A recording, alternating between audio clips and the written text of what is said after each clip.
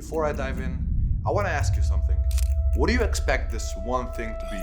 A new training style? A better macro split? A new recovery method? If you're serious about building muscle, then these are all valid assumptions to make. But if you actually know how to make consistent progress, then you wouldn't be here, my friend, because you have the shiny object syndrome. And here's how to fix it. Step 1. Recognize that no one is immune to it.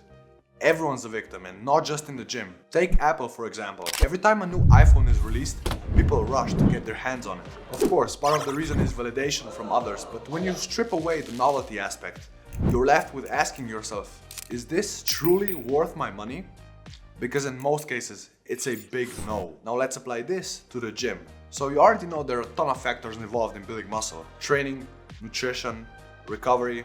These three pillars are the main components and each have their own variables. And that's where the shiny object syndrome kicks in. Some new trend or influencer will tell you that this one tweak to your diet or this new training method is the key to all of your gains and confidence and attention from women or whatever you're chasing. Here's the truth. Change itself isn't good or bad. What makes it good or bad is the context in which you make the change. Let's look at Joe for an example.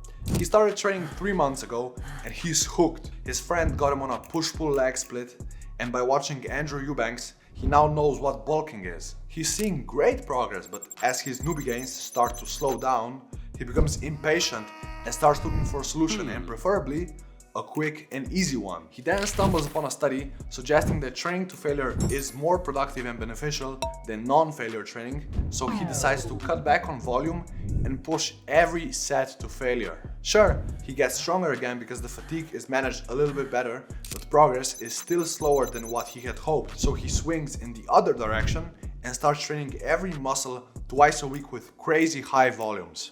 Joe's problem isn't lack of effort, but it's simply that he's fixated on one variable only and doesn't see the bigger picture. His sleep is poor, the diet's inconsistent, he's stressed from work, and his form isn't always on point. But instead of addressing those factors, he simply wants to train harder. Look, here's the lesson.